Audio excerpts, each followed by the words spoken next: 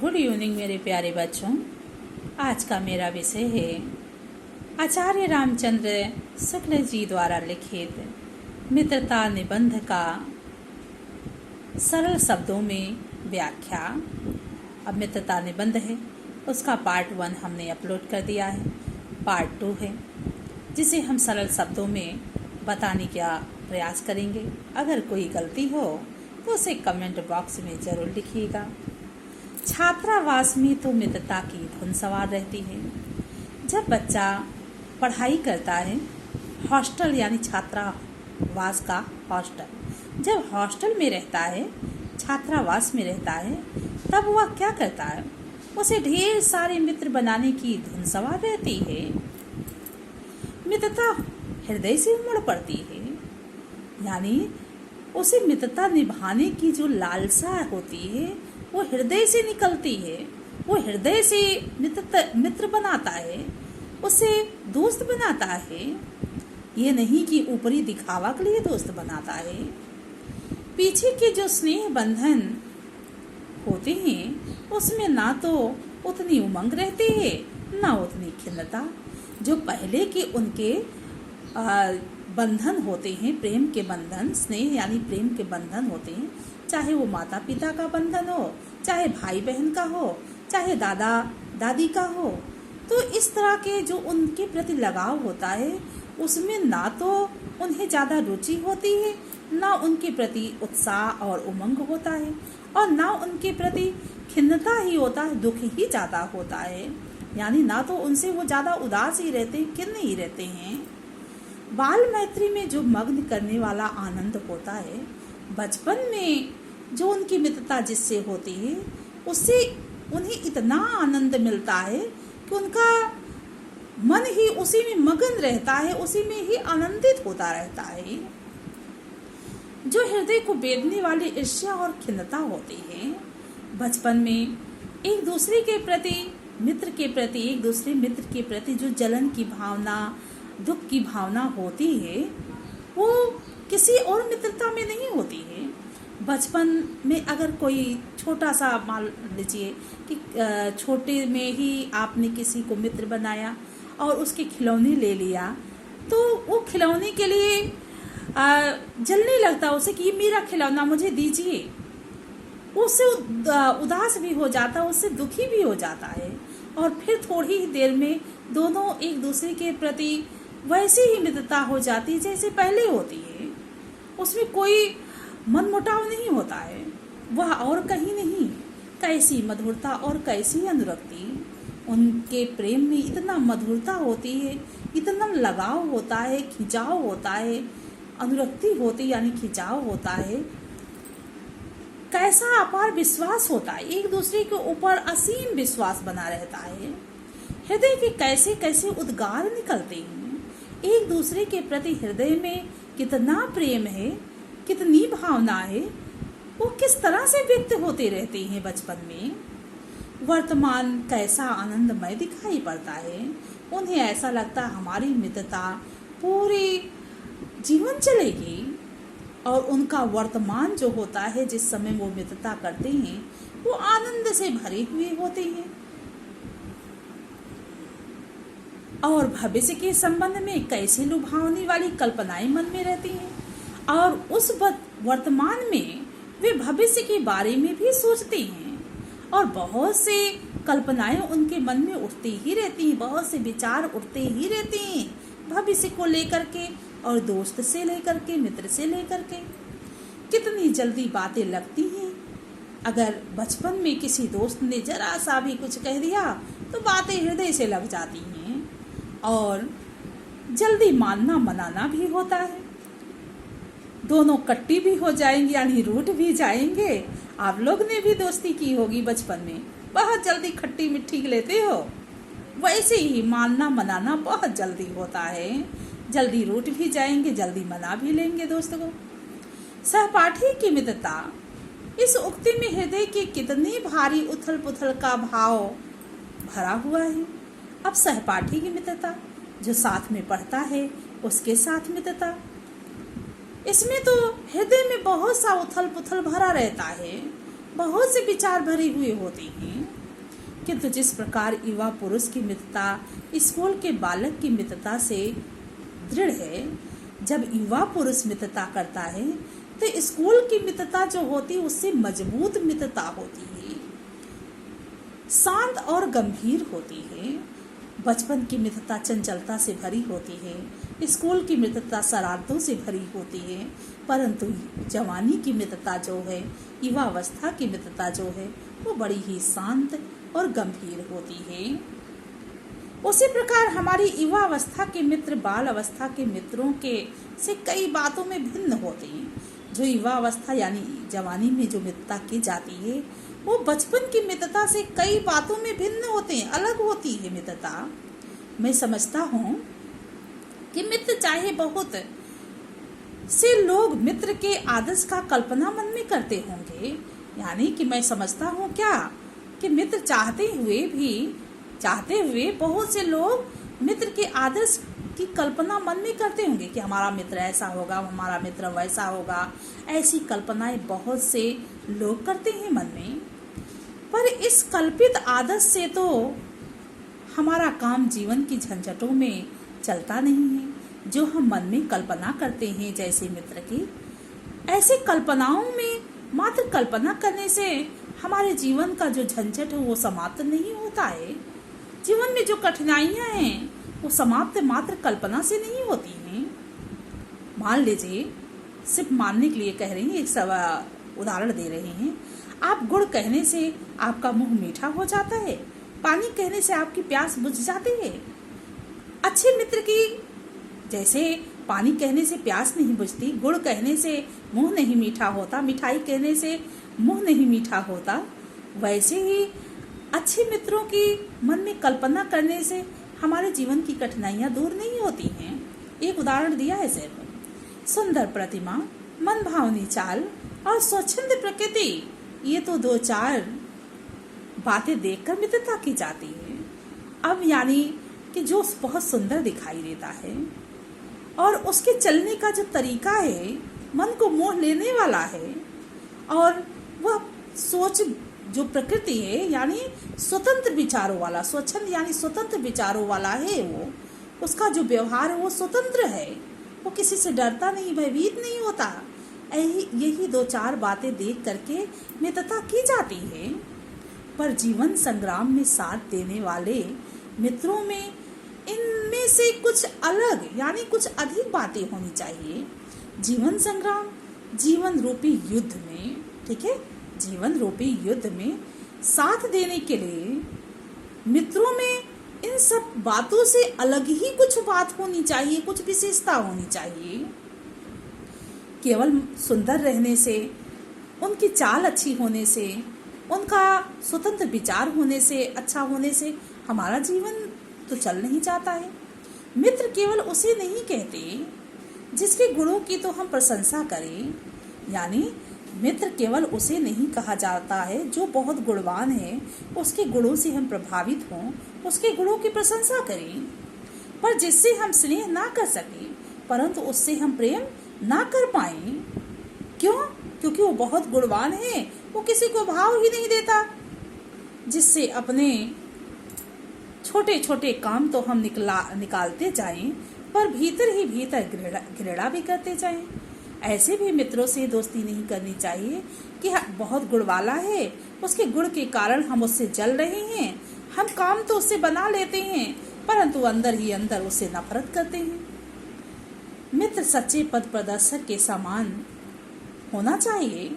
अच्छा मित्र कैसा होना चाहिए? अच्छा रास्ता दिखाने वाले के समान होना चाहिए, जिस पर हम पूरा विश्वास कर सकें, जिस पर हम कभी अविश्वास ना प्रकट करें, हमें पूर्ण रूप से विश्वास हो। भाई के समान होना चाहिए, एक भाई के समान भी ऐसा मित्र होना चाहिए जिसे हम अपना प्रीति पात्र बना सकें, जिसे हम अपने प्रेम का पात्र बना सकें। हमारे और हमारे मित्र के बीच सच्ची सहानुभूति होनी चाहिए।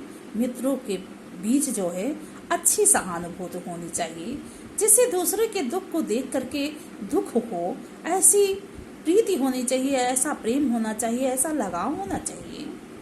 ऐसी सहानुभूति जिससे एक हानि लाभ को दूसरा अपना हानि लाभ समझे।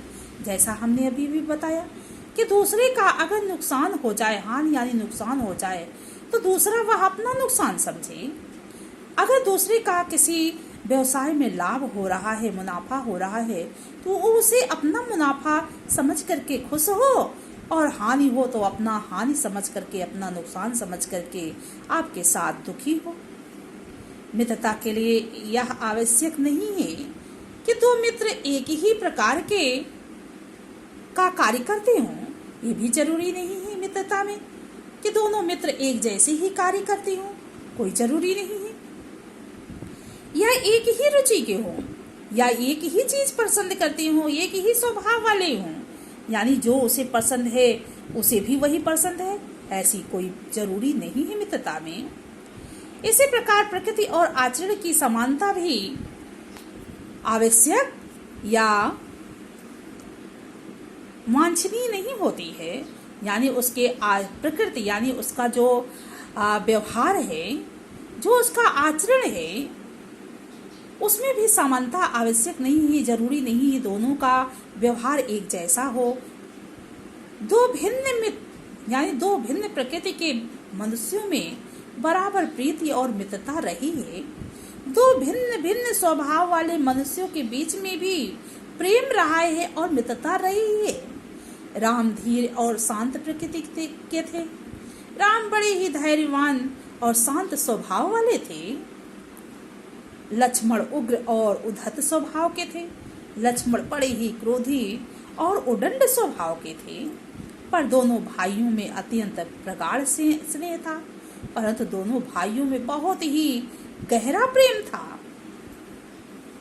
प्रगाढ़ गहरा प्रेम यानी स्नेह, प्रेम गहरा स्नेह था। उदार तथा उच्चाशय कर्ण यानी दान देने वाला कर्ण और उच्च आशय वाला कर्ण और लोभी दुर्योधन के स्वभाव में कुछ विशेष समानता ना थी। आपने कर्ण के बारे में सुना ही होगा। कर्ण बड़ा ही उदार स्वभाव का था, उच्च विचारों वाला था, बहुत ही बड़ा दानी था। परंतु दुर्योधन बड़ा ही लालची था, दुष्ट प्रवृत्ति का था। परंतु दोनों में भी क्या हुई थी? मित्रता हुई थी। दोनों ने अपनी मित्रता को खूब निभाया था। पर उन दोनों की मित्रता खूब निभाई, यानी दोनों ने खूब मित्रता निभाई। यह कोई बात नहीं है कि एक ही स्वभाव और रुचि के लोगों में ही मित्रता हो सकती। जरूरी नहीं कि एक ही स्वभाव और एक ही चीज पसंद करने वाले लोग आपस में मित्र हो सकते हैं। समाज में विभिन्नता देखकर लोग एक दूसरे की ओर आकर्षित होते हैं। समाज में जितने भी मानव हैं, भिन्न भिन्न स्वभाव वाले हैं, भिन्न भिन्न प्रकृति वाले हैं और भिन्न भिन्न यानी अलग अलग स्वभाव वाले, अलग अलग आचरण वाले, अलग अलग आदत वाले और अलग अलग रूप वाले होते हैं। और यही भिन्नता, यही अलग अलग रूप, स्वभाव और गुण को देख करके ही दोस्ती की जाती है। यानी एक दूसरे के प्रति व्यक्ति आकर्षित होता है, एक तरफ खिंच करके उसके प्रति चला जाता है। जो गुण हम में नहीं है, हम चाहते हैं कि कोई ऐसा मित्र मिले जिससे वे गुणवान हो, यानी गुण हो। हम क्या चाहते हैं कि जो गुण हम में नहीं है, हमें कोई ऐसा मित्र मिल जाए जो गुण उसमें है वो हम में ना हो, जो हम में है वो उसमें ना हो। अर्थात हम चाहते हैं कि हम में जो गुण नहीं वो हमारे मित्र में हो। चिंतनशील मनुष्य प्रफुल्ल चित्त का साथ छोड़ता है। जो बड़ा ही चिंताशील रहता है, हमेशा चिंतन करता है, मनन करता है, वो चाहता है कि मुझे ऐसा व्यक्ति का साथ मिल जाए, ऐसे मित्रता हो जाए, ऐसे लोग से मित्रता हो जाए जो बहुत हंसाने वाला हो, यानी प्रफुल्ल चित्त, प्रसन्नचित्त रहने वाला हो, ऐसे से दोस्ती हो जाए उसकी। आगे है निर्बल बली का। जो बलहीन है, निर्बल यानी जिसमें बल नहीं है, वो सोचता है कि मुझे कोई ऐसा मित्र मिल जाए जो बहुत बलवान हो, जिससे संकट के समय हमारी रक्षा हो सके। धीर उत्साही का। जो धैर्यशाली होते हैं उनका उत्साह बहुत जल्दी नहीं बढ़ता है, वो धैर्य से काम लेते हैं। ऐसे धैर्यशाली व्यक्ति उत्साही व्यक्ति का साथ ढूंढते हैं, क्योंकि धैर्य होने के कारण वो जल्दी क्रोधित नहीं होते हैं और वो सोचते हैं कि धैर्य के कारण मेरा कहीं काम बिगड़ ना जाए, ऐसा दोस्त मिल जाए जो बड़ा उत्साही हो। उच्च आकांक्षा वाला चंद्रगुप्त युक्ति और उपाय के लिए चाणक्य का मुहताज था। आपने चंद्रगुप्त का नाम सुना ही होगा। वो ऊंची इच्छाएं रखता था, बहुत उच्च विचार थे उसके, बहुत ऊंची छलांग लगाना चाहता था, बहुत कुछ पाना चाहता था, परंतु उसके पास युक्ति और उपाय नहीं था। युक्ति और उपाय के लिए चाणक्य का मुख देखा करता था।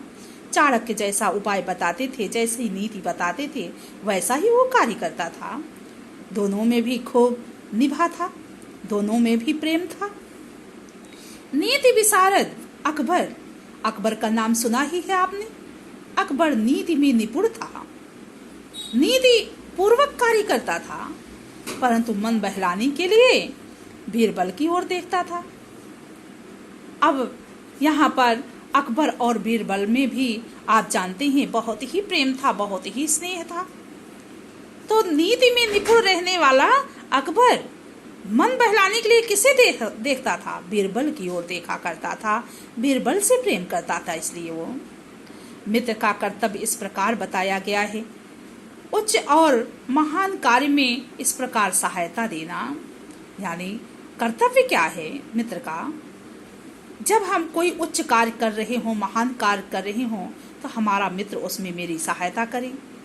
मन बढ़ाना और साहस दिलाना, यानी हमारे मन को उत्साहित करता रहे, हमें साहस दिलाता रहे कि तुम अपने निज सामर्थ्य से बाहर काम कर जाओ। जितनी आपकी क्षमता है, सामर्थ्य यानी क्षमता है, उससे कहीं अधिक बड़ा कार्य कर जाओ। ऐसा मित्र होना चाहिए कि हमारे मन को बढ़ाए, हमारे उत्साह को बढ़ाए, हमारी क्षमता से अधिक कार्य हमसे करवाए। यह कर्तव्य उसी से पूरा होगा जो दृढ़ चित्त और सत्य संकल्प का हो। यानी ये संकल्प उसी से पूरा हो सकता है जिसका जो हृदय है वो मजबूत होगा, दृढ़ होगा और सच्चा संकल्प वाला होगा, दृढ़ निश्चय वाला होगा, मजबूत निश्चय वाला होगा। इससे हमें ऐसे ही मित्र की खोज रहना चाहिए, यानी हमें ऐसे ही मित्रों की खोज करनी चाहिए जिनमें हमसे अधिक आत्मबल हो, यानी जिसकी आत्मा हमसे अधिक बलवान हो। हमें उनका पल्ला उसी तरह पकड़ना चाहिए जिस तरह सुग्रीव ने राम का पल्ला पकड़ा था, यानी हमें उनका साथ उसी तरह से पकड़ लेना चाहिए जैसे सुग्रीव ने राम का साथ पकड़ लिया था, राम का साथ नहीं छोड़ा था। मित्र हो तो प्रतिष्ठित और शुद्ध हृदय के हों। मित्र हों तो ऐसे मित्र हों जिसकी समाज में प्रतिष्ठा हो, मान हो, सम्मान हो, जिसका हृदय बहुत ही निश्चल हो, शुद्ध हो, जिसके हृदय में पाप ना हो, मृदुल और पुरुषार्थी हो, मधुर बोलता हो, अपने लक्ष्य को उद्देश्य बना करके, यानी अपने लक्ष्य को ही पाने के लिए पुरुषार्थ करे, यानी मेहनत करे, परिश्रम करे। जब तक लक्ष्य प्राप्त ना हो तब तक वो बीच में कार्य ना छोड़े। ऐसा होना चाहिए। शिष्ट और सत्यनिष्ठ हो, शिष्टाचार का व्यवहार करने वाला हो, सत्य का पालन करने वाला हो, जिससे हम अपने को उसके भरोसे पर छोड़ सकें, जिससे हम अपने आप उससे कोई डर न, यानी जिससे हमें उससे कोई डर ना हो, हम उस पर विश्वास कर सकें, उससे कोई खतरा ना हो, यह विश्वास कर सकें कि उससे किसी प्रकार का धोखा ना होगा। हम उस पर विश्वास कर सके कि वो हमें कभी भी धोखा नहीं देगा। जो बात ऊपर मित्रों के संबंध में कही गई है वही जान पहचान वालों के संबंध में भी ठीक है। अगर आपका कोई सगी है, संबंधी है, कोई जानने वाला है, कोई रिश्तेदार है, जो मित्र के संबंध में बातें बताई गई हैं वही उन सगी संबंधियों में भी उतना ही होना चाहिए। अगर सगी संबंधी धोखेबाज है तो उससे भी संबंध नहीं रखना चाहिए, छोड़ देना चाहिए। जान पहचान के लोग भी ऐसे हों, जो आपके जानने वाले हैं, पहचानने वाले हैं, उससे भी ऐसी ही कामना करनी चाहिए। अगर इसके विपरीत गुण हैं उसे में, तो उस पर कभी विश्वास नहीं करना चाहिए। जिनसे हम कुछ लाभ उठा सकते हों, जो हमारे जीवन को उत्तम और आनंदमय करने में कुछ सहायता दे सकते हों, यद्यपि उतनी नहीं जितनी गहरे मित्र दे सकते हैं। हम उतनी कल्पना तो नहीं कर सकते हैं अपने जान पहचान वालों में से, जितनी कल्पना हम अपने मित्र से करते हैं, जितनी इच्छा हम अपने मित्र से करते हैं। उतना भले ही ना दे सके, परंतु हाँ ऐसा हो कि वो हमें धोखा भी ना दे। आगे है, मनुष्य का जीवन थोड़ा है, यानी मनुष्य का जीवन क्या है, थोड़े समय के लिए होता है। जीवन बहुत लंबा नहीं है, उसमें खाने के लिए समय नहीं है, यानी उसमें मनुष्य के जीवन में बर्बाद करने के लिए समय नहीं है। यदि का खा और गा हमारे लिए, अब बच्चों ये कहानी हम कल लेके आएंगे, ये लंबी कहानी का खा गा की, ठीक है, यहीं तक हम लोग आज पढ़ते हैं, तो ध्यान रखिए। आगे आप सभी पढ़ते रहिए, समझते रहिए। धन्यवाद। हो सके तो वीडियो लाइक कीजिए, अच्छी लगे तो लाइक कीजिए, और कुछ खराब हो तो कमेंट कीजिए, कोई कमियां हो तो कमेंट कीजिए और बताइए। अपने दोस्तों में भी वीडियो शेयर करिए और वीडियो सब्सक्राइब करवाइए।